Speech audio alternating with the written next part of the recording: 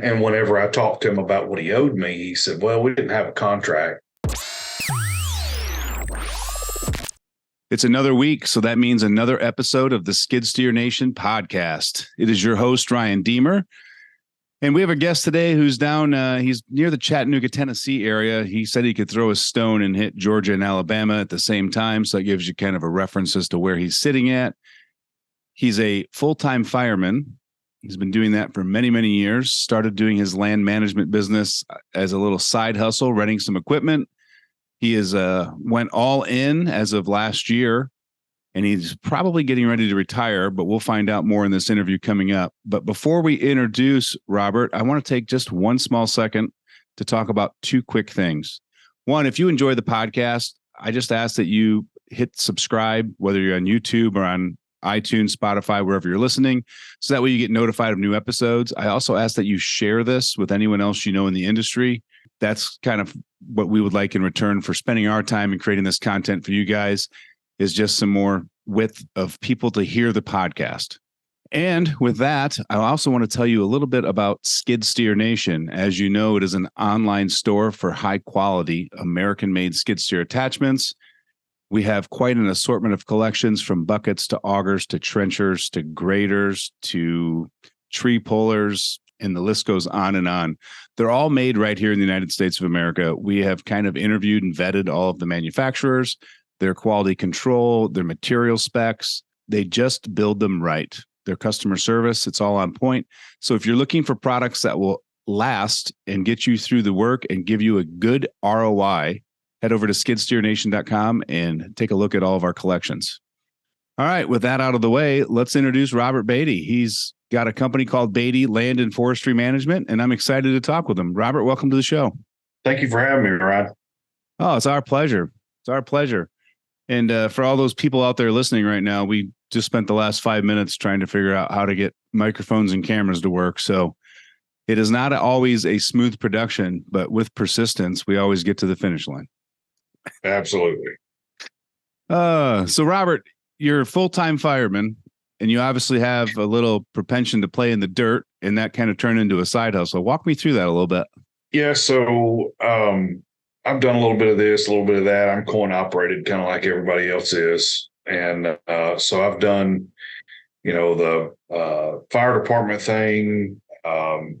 One of the gigs that I've always made really good money at is the crane industry. So I've done crane industry stuff too, as operations, working for crane service, doing mechanical stuff on up to big, heavy lifts and heavy transports and stuff.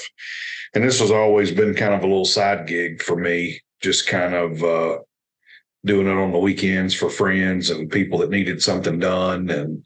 And it really got to the point to where I was so busy doing skid steer stuff and land clearing that I decided to go out on a limb and buy a skid steer. So I bought a skid steer, bought a Kubota 97.2, and right around the time I bought that machine, I had a customer approach me about clearing about 12 acres up around his house. And the way he wanted to do it, he wanted to forestry mulch it.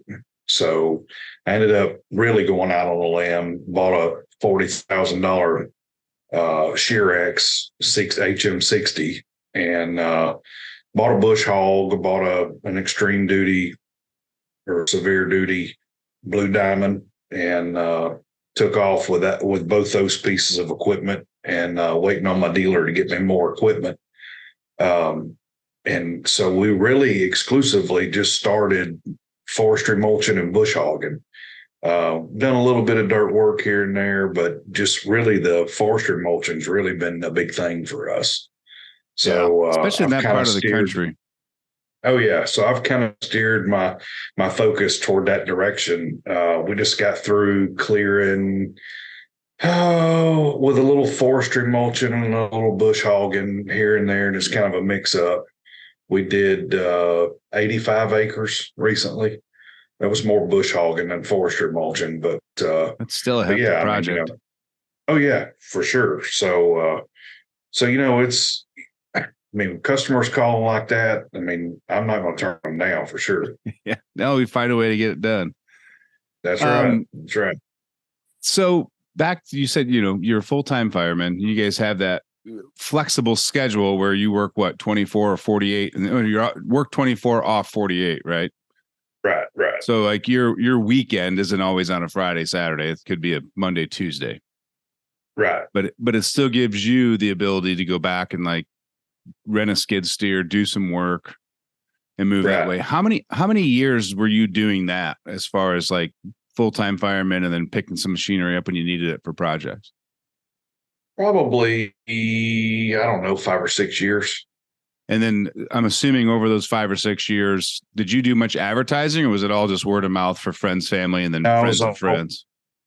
Yeah, it was all pretty much word of mouth and right around here local and, within, 20 miles of where I live. Yeah. And then the phone just kept ringing so much that you decided it was time to take the plunge and buy your own machine. Yeah. So you add all this extra expense to your business model that was working as a side job. And now when you do that, you have to look at it differently because now we've got a nut to cover every month.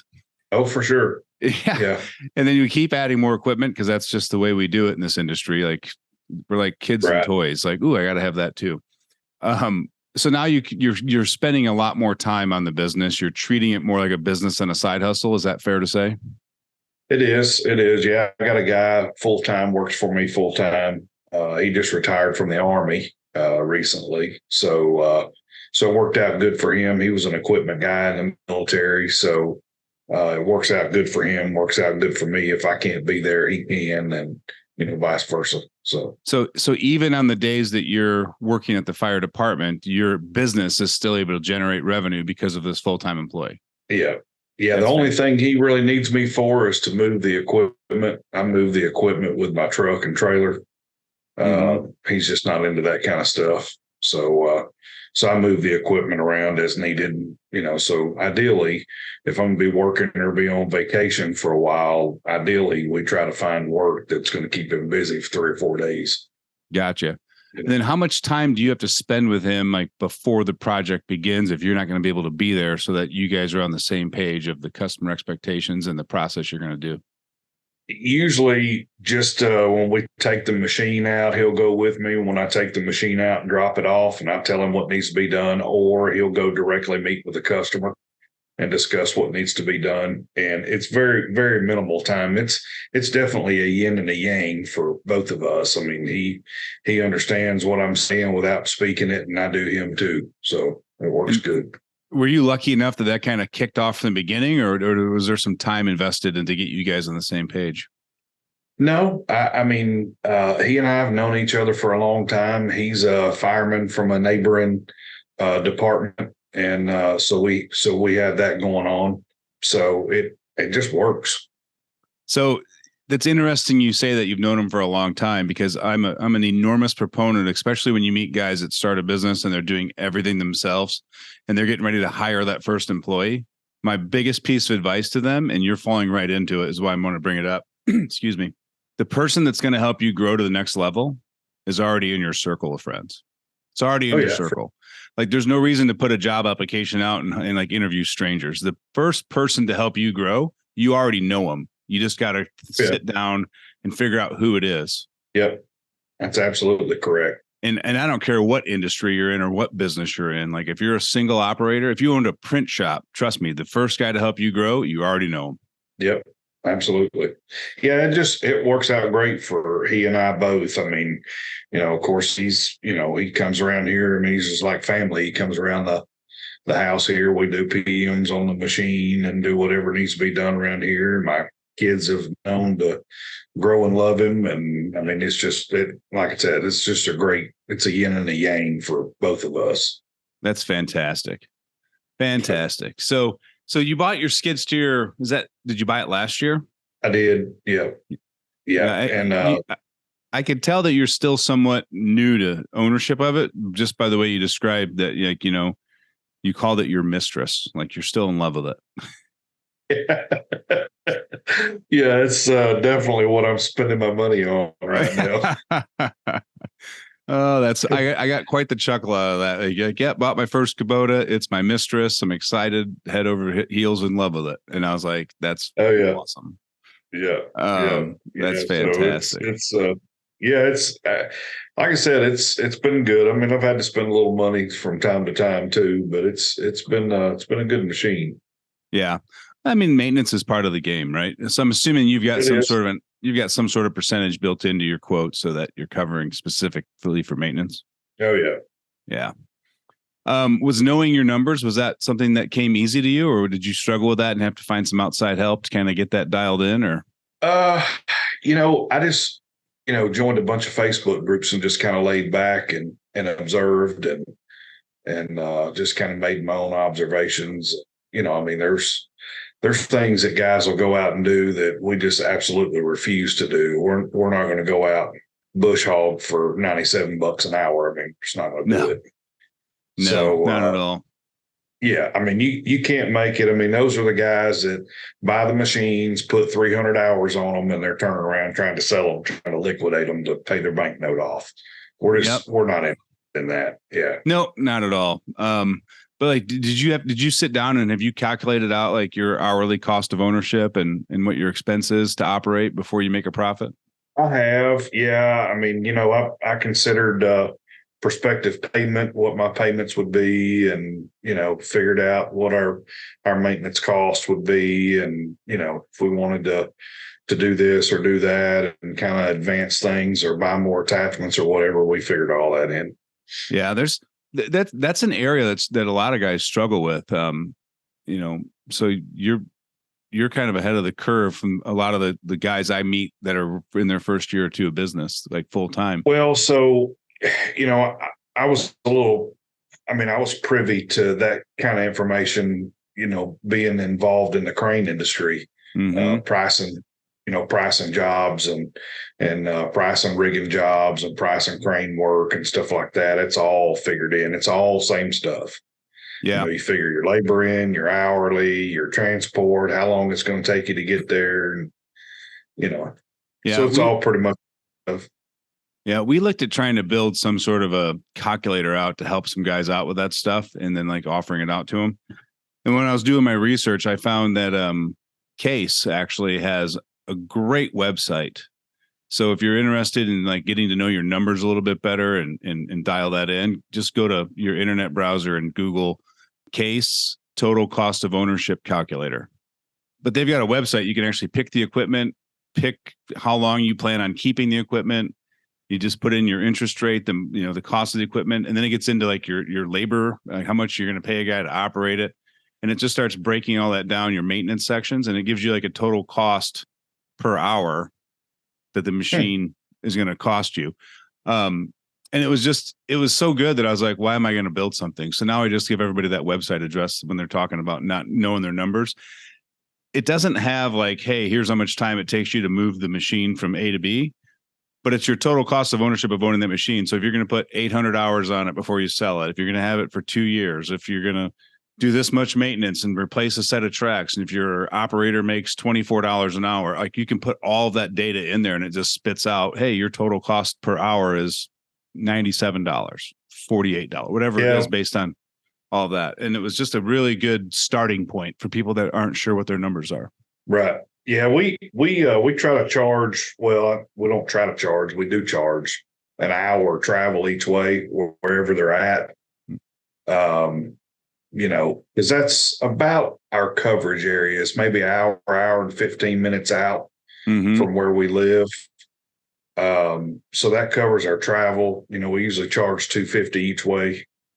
And then on top of that, then we charge our hourly rate or our daily rate or whatever. We typically will mulch or clear land for 8 hours in a day. So we're getting, $2,500, $3,000 a day for the machine. So, yep.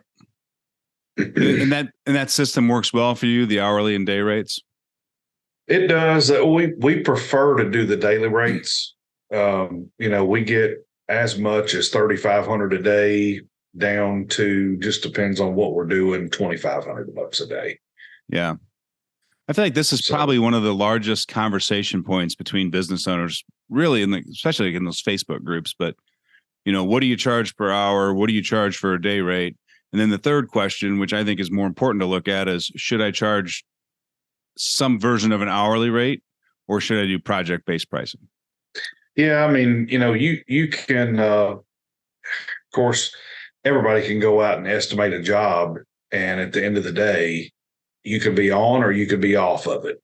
It just depends on the machine, the terrain, whether it's rained, it's muddy.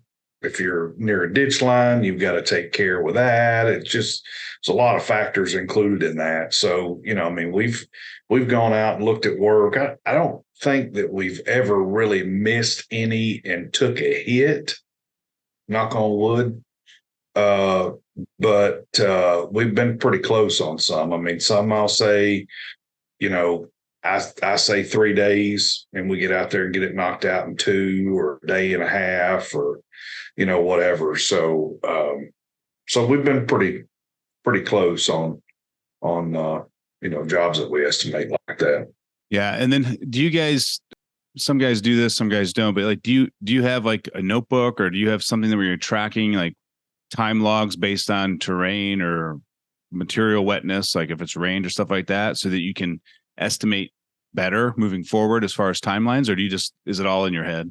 It's pretty much all in my head. And the guy that works for me, it's pretty much in his too. He's a pretty good estimator when he goes out and looks at it.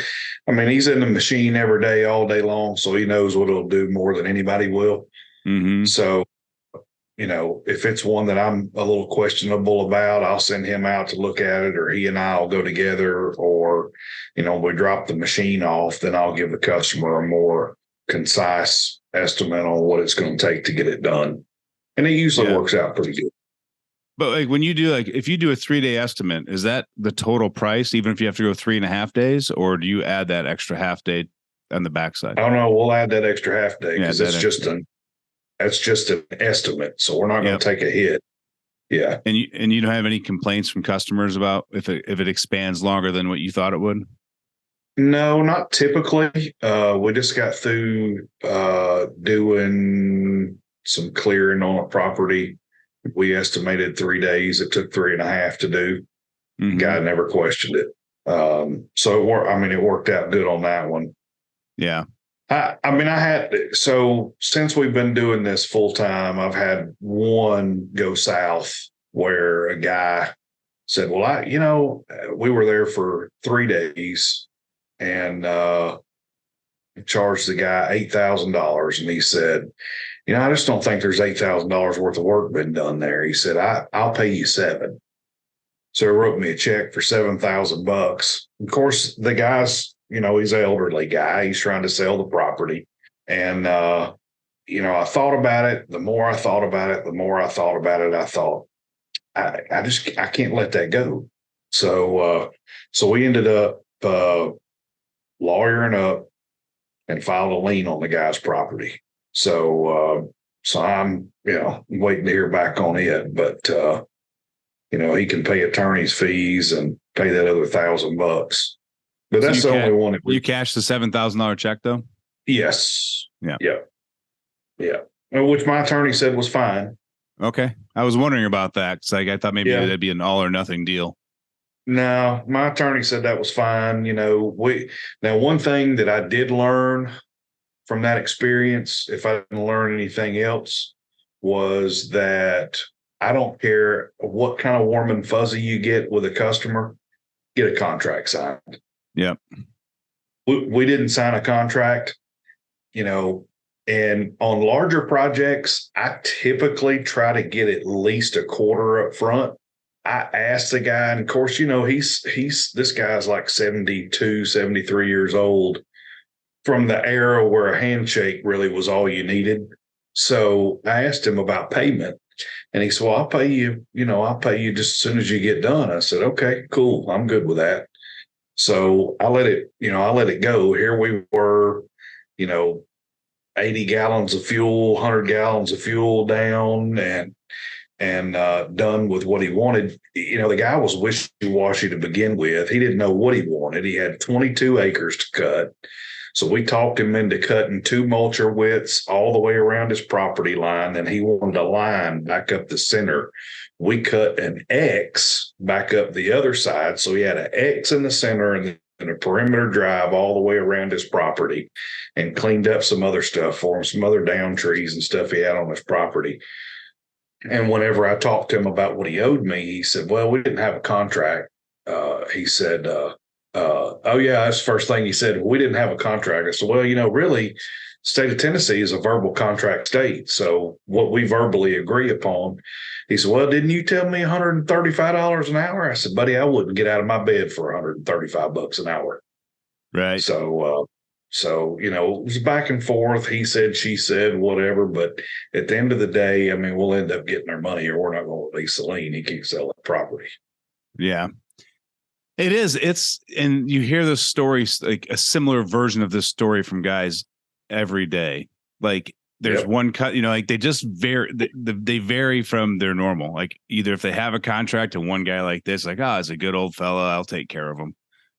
And then it bites you, or you don't have a contract and you get bit. And that's when you realize, I really need a contract. And like, I really need a structured process and I can't deviate from for every job. Yep. Yeah. And that's really the come to Jesus we had over that whole thing. Is I told my guy, look, from now on, I don't care if he says he's Jesus's brother, we're getting a contract signed. I don't care if it's my own mother. She's still signing it. Exactly. But you have to, like, you've got to put that in place. Otherwise you will vary from it. And this is what happens when you do. Like, it doesn't happen every time, but it happens enough to go, why did I vary? Well, you do. And I mean, then you run into the situation to where, you get a contract signed and then all of a sudden somebody's windshield gets busted out of their car because a piece of rebar got slung through it or something because you're mulching. Well, then you're covered because I've got a clause in my contract that covers that. Right. So, if, and then you think, your butt bites the seat and you're like, oh, well, you know what? If I hadn't had that contract there, I'd be putting a windshield in somebody's car. Mm-hmm. So hindsight's 20/20 is best thing to have a contract. It is. And like, did you have an attorney help you with yours? I did. And then, how much does it cost for something like that in your area? I think I paid $450. I think it was for him to draw me one up. That's really reasonable. I thought you were going to say 1,000 or 1,500. No, it wasn't that bad. And I took a PDF copy of that and I copied it and put it into Chat GPT and added some stuff. Yeah. And so I added a provision in there about customers being responsible for damage to the machine from not walking their property or not knowing what's on their property. Mm-hmm. I added another provision in there because we've got some conservation areas around in Chattanooga, and they're like swamp. I mean, you go into those conservation areas, and I mean, you may not know it till you get there. All of a sudden, you're mulching along some thick underbrush. You're mulching along, and all of a sudden, you're sitting on the frame of the machine and it won't go anywhere. You can't push yourself out, whatever. So I put some provisions in there about it's a responsibility of the people that we rent the machine to for the work, that it's their responsibility to get us out if we get stuck. Okay. And so that takes a lot of responsibility off of us. Now we're going to exercise due care in trying to make sure that we don't run into these areas and get stuck or whatever. But, at the same time, a lot of these people that are buying these properties, they don't know what they've got. They just want to get it cleaned up. Right. So, in doing that and then putting the glass breakage, and home damage. I mean, there's been times where we've gone out to do work around people's homes and there's just no other way that you can get to the material without facing the house. so we try to take every precaution that we can, cover windows up with plywood or whatever, kind of tilt the machine down where everything just kind of pushes it out the front or whatever as it's tilted down toward the ground. But, we'll take every precaution that we can, but it doesn't always work out that way. No, it does not. That's why they call it a precaution, not a guarantee, right? Yeah. So you mentioned Chat GTP. How much have you played with that? Oh God, I don't want to confess to it, but quite a bit actually. Yeah. Yeah. Me too. Yeah.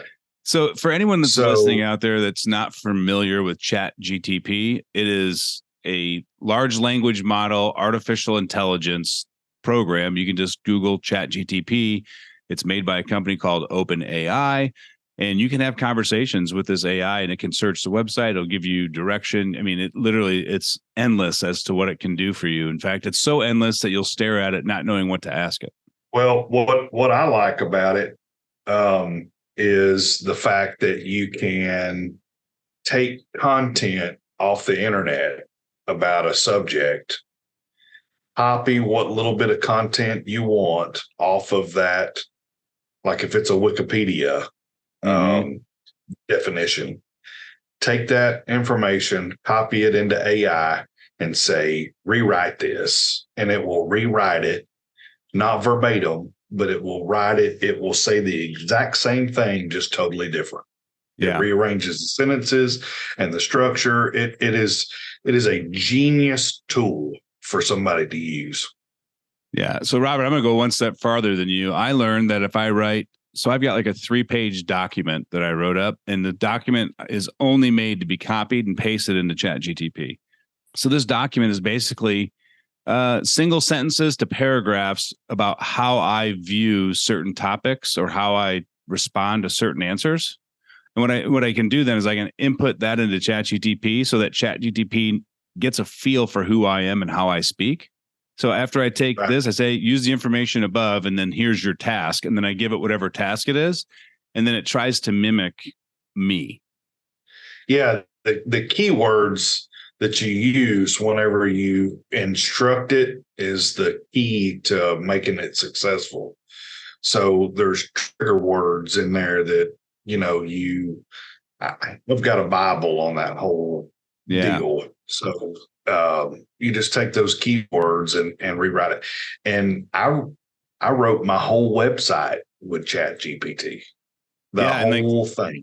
I believe it. There's so I've worked with so many business owners over the last 5 months that they think the content we're covering is great. And then when I show them Chat GTP, they're blown away. And we're able to build out marketing strategies, marketing posts, website content, contracts, checklists for morning, afternoon, employee job descriptions. And the list goes on and on and on of what you can do with that, as long as you ask it the right question. Yeah. Yeah. Oh, yeah, absolutely. And my website's a little jumbled.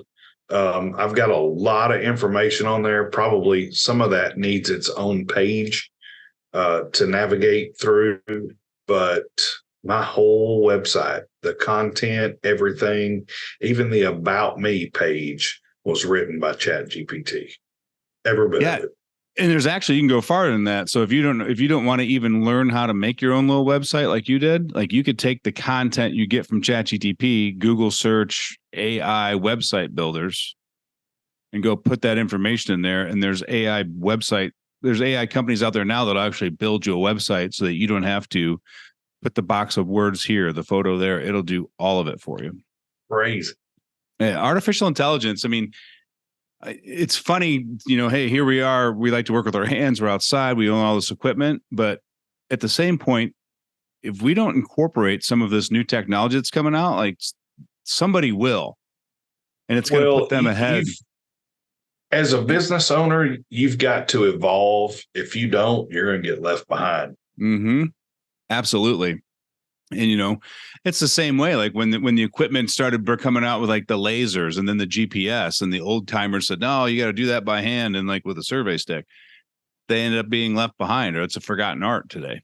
Yeah. So Oh, it's yeah. not just computer technology, it's just technology in general. Yep. That's it. Yeah. Like we talked with the Dirt Ninja, and he's got 4 guys and they're doing, I don't know how many millions of dollars a year in business, but like every piece of machinery he has invested an enormous amount of money in GPS, excavator, rotators for that. And he's just like, I'm able to do the work of 8 guys with 4 because of the technology investment. Yeah. And then the guys like working there because they're not, they've got, it's complicated equipment now. It's not just go out there and like use a shovel. So they're invested in the company because they don't want to go work somewhere where it's backward step with the technology. Exactly. So like, he's built like his own little culture and his own crew, and they're all in it together, and it's worked out amazing for him. But he has truly embraced adding the technology aspect into his business. Oh yeah, for sure. Yeah. The GPS is taking everything to a whole new level now. Yeah. I've talked to many of project managers, especially in civil road construction. We used to work with bulldozers and make spreader boxes for new road construction. And I can't tell you how many project managers I talk to would say, yeah, there's no such thing as a bulldozer operating anymore. They're just drivers. So it's like if GPS goes down, they don't know how to work. Right. Exactly. I hate saying that to a bunch of guys that operate equipment all day, but it's just me repeating somebody else's words. They weren't mine. Right. Who knows how he hired them or who they were, right? So, right. So while we're on the topic of like technology, chat GTP and all that, like one of the things that you were mentioning earlier is like your marketing, your online marketing, and like finding the right niche for you, and how that you haven't really been able to dial that in yet. Walk me through where you're at, the struggles you're kind of feeling with that, and what you've tried a little bit. Well, so the Facebook marketing thing is kind of hit and miss. It's hard to dial that in. The online deal with Google, I've pretty well got that down to a science, and I've about got that down, peaked and tuned the way I want it, where we're getting leads and calls from Google on a pretty regular basis. Matter of fact, I've gotten 3 Google calls since we've been on the call here. But Yelp is another one that I've really surprisingly gotten quite a few leads from. Mm-hmm. So Nextdoor is another one that I'm kind of dialed in with. There's a community up on a mountain not very far from where I'm at, and they're very, very, very well-to-do people, and they use Nextdoor to hire professionals. Yep. And I have made a ton of money up there on that mountain with those people, just using Nextdoor. So it's worth the advertisement and the little extra money that I spend to be at the top of those searches, because when they need something done and it's in my specialty area, they get it done. They call me. I've found that Nextdoor is probably the most valuable tool for company owners in an area that the community is actually using that app. Right. Yeah. I'm hesitant to tell everybody I talk to, like, you got to get on Nextdoor, but I will tell them you need to get on Nextdoor as a homeowner and then just watch the conversations. Like if it's active all day, then it's the right market for Nextdoor, and you need to be advertising your business and your services on it. And if it's just stone quiet, like, all right, your area hasn't picked up to it yet. But if you've joined Nextdoor, if your area does start using it in 6 months or a year from now, you're going to get the email notifications. You're going to know it's time to invest some time and money. Absolutely. Absolutely. Well, to get off the digital platform, I was trying to think outside of the box, and used to, you put little flyers up on telephone poles. Hey, call Jim's tree service, blah, blah, blah, go down to the laundromat and put flyers in the laundromat, hoping somebody would call you. But I have learned that yard signs have made a tremendous hit for me. And I have made more money in outlying areas by using yard signs, I think, that I've made the entire time I've been in business. I bought 100 yard signs.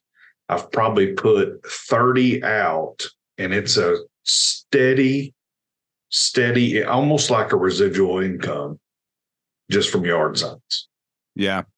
And I think yard signs are probably one of the best kept secrets in the industry. The kicker to this, though, is it's so hard to get a business owner to only put 5 words and a phone number on a sign, because they feel like they got to have their logo and they got to have a description of the services. I'm like, no. People are driving by it. You've got 0.2 seconds to catch their attention, and you got to hit the problem that they need solved. So like forestry mulching, insured, phone number, boom, done. And that's the kicker with the yard signs, is that some people, they work great if you keep the information minimal. I'll show you mine here if it'll come up. You got to move it forward a little bit. It's outside of the range. The camera's not picking it up. All I see is your digital. There you go. And then forward, stick it forward a little bit and then up a little. Can you push it forward towards the camera? Sorry. Yeah. So it just basically says forestry mulching and land clearing. Yeah, it says forestry mulching, land clearing, bush hog services, fully insured, with my phone number. Yeah. Your yard sign's substantially larger than like the normal ones you see guys are getting made. Most of the guys that get them made, they're getting like the same one's like a political size. I think it's like a 12 by 18 or something like that. I think is what it was.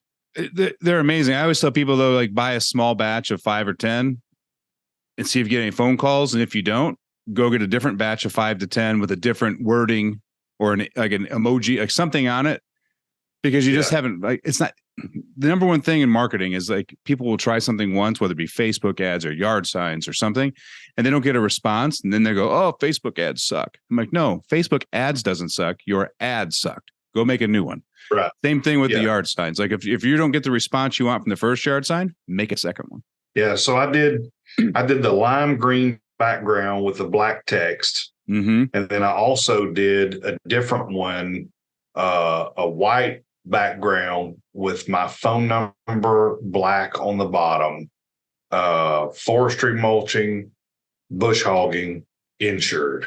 And those do really well too. And they really stick out. So the lime green you can see in grass, but the white, black, and red really pops in the grass. Yeah. So if you got high grass, then it gives somebody something to look for. But I've got a big steel yard sign out in my front yard, right out on the road. I live out on the main drag, so that lime green sign that I just showed you, I've got a duplicate of it on a big metal frame, like a big real estate sign frame. I've got that out in my front yard, and I get quite a few calls from that. I bet. I always thought that guys, it's taking the time and the investment to go meet with a graphic designer or figure out how to do it yourself. But I always think having like another land clearing project completed by Baty Land and Forest Management, and putting it in the properties that you actually did the work, because people like to keep up with the Joneses, whether your neighbor gets a new car, for sure. You're thinking about buying a new car, whether you do it or not, but you're thinking about it. Yeah. Well, so the logo that's behind me, my logo, I've got that logo on, and I believe it's an orange or maybe another lime green background that says another quality project by, and then my phone number at the bottom. Yep. And it's got our logo, and everybody likes our logo with the American flag and the skid steer on it and all that. It just, no, it looks good. Likes it. Yeah. I think it looks great. Thank you. Yeah. But I am in total 100% agreement with you, that yard signs, when utilized properly. Oh yeah. And yeah, for sure. I, like everybody else, I can sometimes get caught up in like the newest, latest and greatest stuff. It's like there was like a period where I was just like, oh, we got to pound Google. We got Facebook ads. We got the Nextdoor app. We don't need anything else. Right. And then all of a sudden it's like, no, you got to mix in the tried and true with the new. Like you got to have. Yeah, you do. If you don't, you're going to get left behind.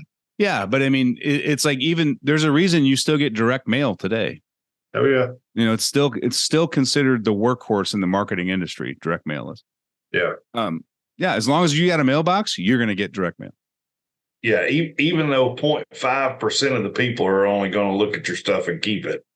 Yeah. It's still, at the end of the day, with what you spend for postage and whatever else, it's still the best bang for your buck on advertising.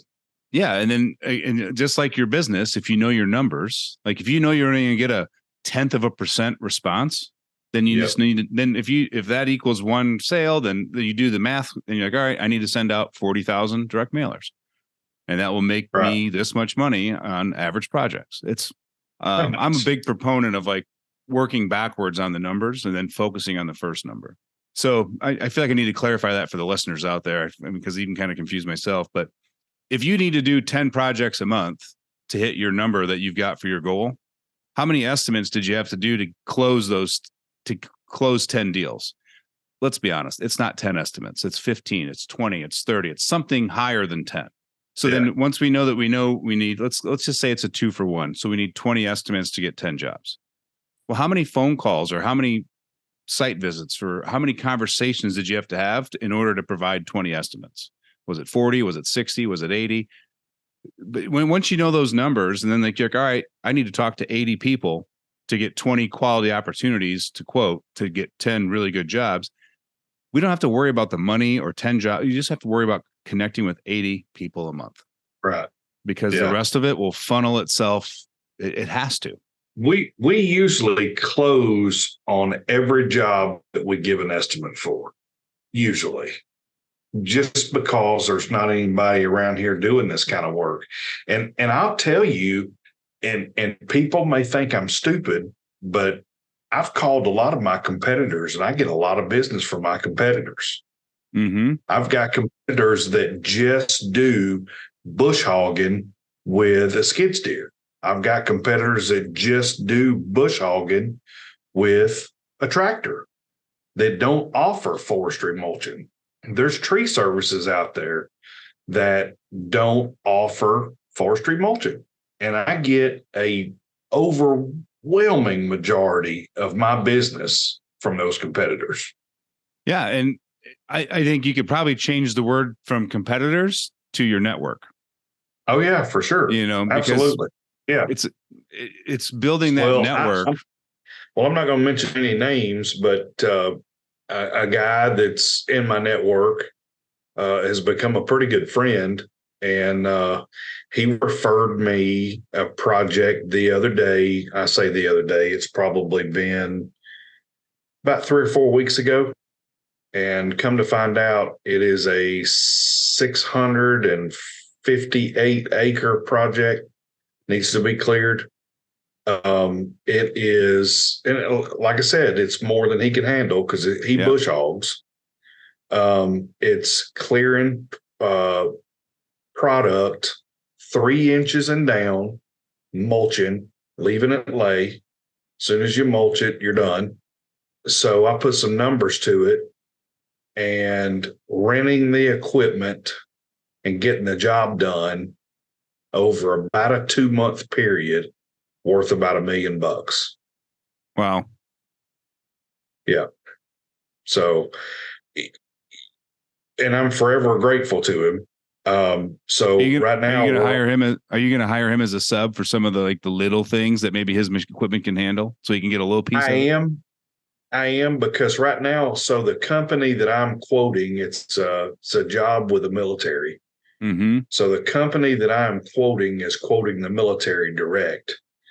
And so the military is on the fence about going in, just gangbusters, clearing this whole thing out.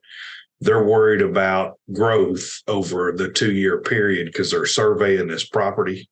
Mm-hmm. So they're worried about growth. And I don't want to reveal too much information, but because it's still out for bid right now. But, we talked about going in, clearing it all out, and then him just going back in, bush hogging everything. So we've given him a price for that, adding his numbers in there too. So. And so we kind of get off of your projects. I don't want you to get excited and say something and somebody hear this that all right, sneak in. but like the power of a network, and like you're talking specifically of a network of other land management companies. Right. Like there, you can make networks with developers, real estate agents, insurance agents. Oh, yeah. I mean, Oh, the yeah. list is endless, but I mean, let's be honest, as men, myself high on this list, I suck at maintaining relationships. Like I don't just say, oh, let me call Robert. I haven't talked to him in 3 weeks. Like I'm terrible at that. Like until I need something, you won't hear from me unless you're in like my close circle. Right. So the kicker to these networks is like making to-do lists weekly, monthly, whatever it is, to just check in or send an email or to stop by, grab coffee, nurture those relationships. Oh yeah, for sure. Oh yeah. Well, so with this one guy, we've got kids that are about the same age, so we've got a lot in common. So it works out good.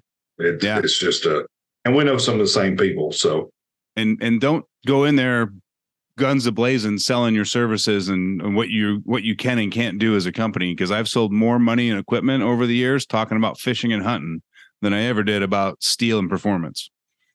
Yeah, for sure. Absolutely. People want to connect on a personal level. Yep. Absolutely. Yeah. If you can get past that you got common ground. I've got twin 5-year-old girls, and you would not believe the people that I've dealt with in my life in the last 4 or 5 years that have got twins in their immediate family or whatever.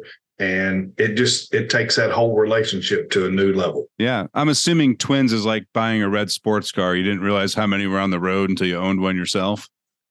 Right. Exactly. Yeah. It hasn't been that bad. It's where all the gray comes from. No, I'm saying like now that you have twins, you're like, man, everybody's got twins. Like I didn't even realize that was that many twins were possible. Yeah. Yeah. It's pretty crazy. The amount of people in our area that's got twins, for sure. Yeah. I used to joke when I started going gray when I was 18. So I used to make jokes that like the gray hair was from owning a business. The gray beard was from too many late nights and not enough sleep. And then the rest of the gray everywhere else was all from her.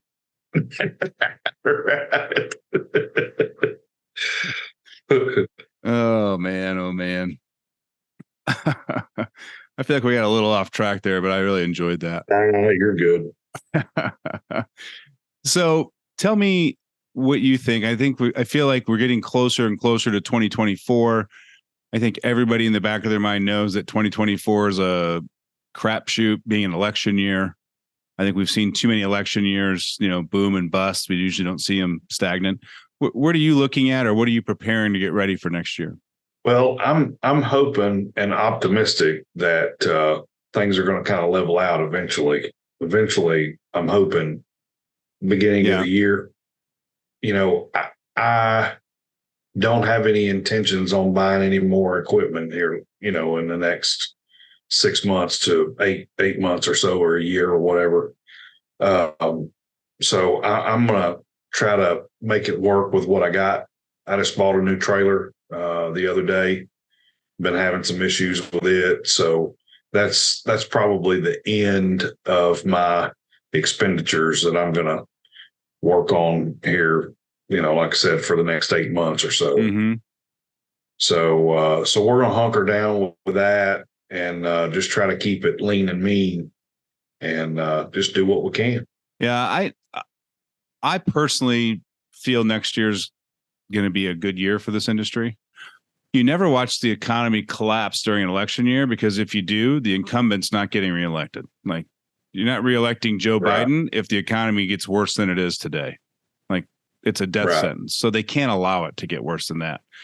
Two, with inflation and the interest rates, I don't think people are moving as much as they were 3 years ago. And if you leave anybody in a place long enough, they'll find something they want done. I mean, hell, we talked about buying another house until we looked at interest rates, and I was like, nope, not paying that. I've ended up pulling out 15 shrubs, 12 trees, regraded the whole property and reseeded it and all that. Now, granted, I did a lot of the work, had some friends help me, but that project wasn't even on the horizon if we were moving. Right. So I think you're going to see property owners that are holding on to property want to do the improvements. I think it's going to be the same thing like we saw in COVID. Like they had nothing else to do but look around. And they're like, Yeah. hey, might as well get this done now. I might as well get this done now. And so you're going to hear, hey, if we're staying for 5 more years, I might as well get this done.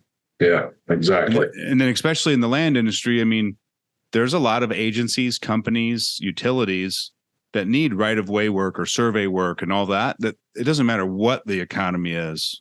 Those projects are always going to be up for bid. Oh, yeah, for sure. Always. Yeah. Yeah, because it's just not cost effective for these companies to go out and buy these, $150, $180, $300,000 machines to maintain whatever, whenever they got people in their network that they can hire to do it. So I definitely don't see the EMCs doing all that. And, some of these power companies, I mean, right of ways are always going to need to be cut, always. Yep. And that's, that's usually a 2 or 3, 4 year long project from start to finish. Then it's time to start all over again where you started. Isn't it a beautiful industry? Like, hey, I'll cut it today and I'll see you again in 3 years for that same acre. I mean, yeah, I love it for sure. I love it. Yeah. So I don't see doom and gloom on the horizon. I mean, if you want to get into the weeds on it and all that, like everyone's worried about a credit hit in other countries affecting ours. But I mean, if that happens, none of this is going to matter anyway.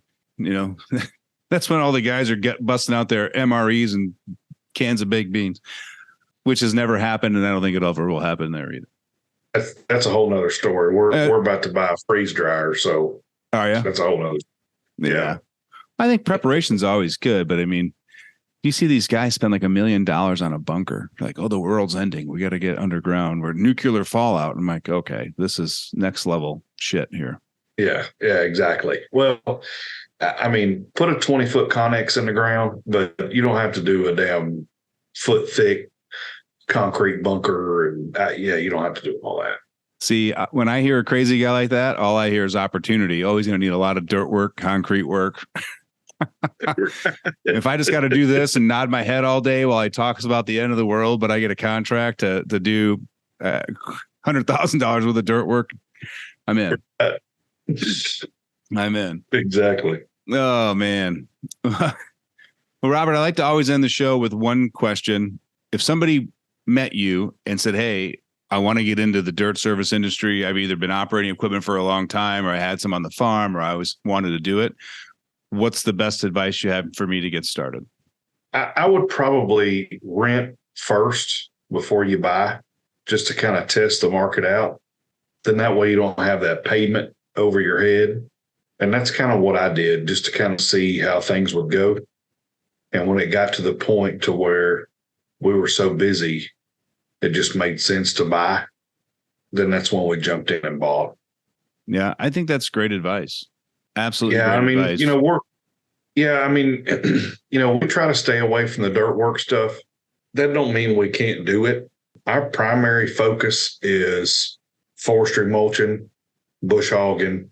We'll do a little grading if we need to. We've got a land plane. And I mean, I've got expensive equipment. I mean, I've got Vernig buckets. They're not cheap. And I've got a smooth and a tooth bucket from Vernig. I've got a Vernig grapple. And Damn it, Robert. Vernig. This is the Skid Steer Nation podcast, not the Vernig podcast. Well, I'm just saying. I mean, free props out there. I went right. Yeah, you can cut that out. So no, we won't cut that. I mean, I've got expensive stuff. We bought expensive stuff because, if we're going to do it, we might as well do it up.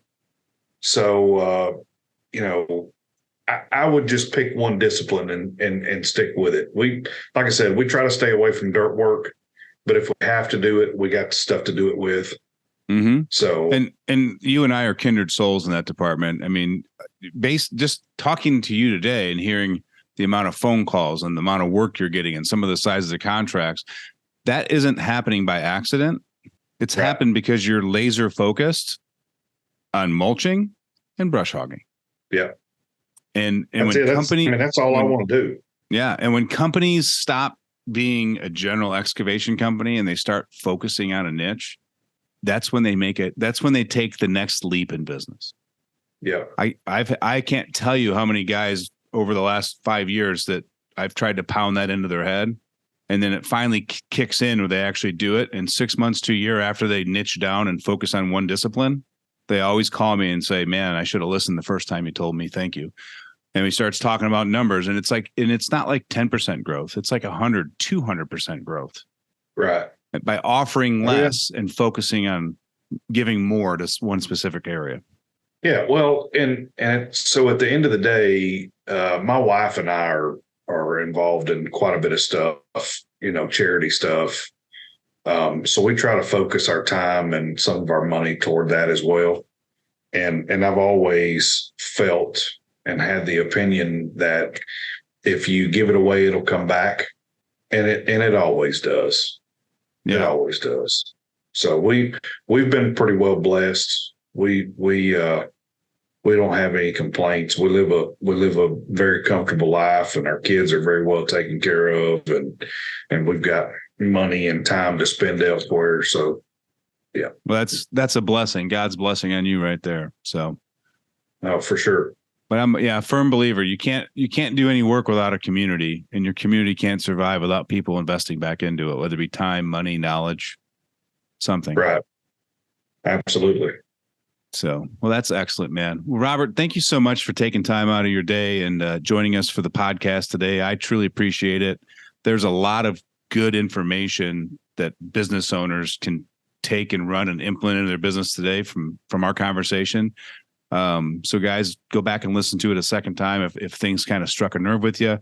Robert's dialed in a few areas as far as the yard signs and some other things that could really make a difference in a short amount of time for your business. So thank you so much for coming on, being open and sharing all of your adventures and your business with us today.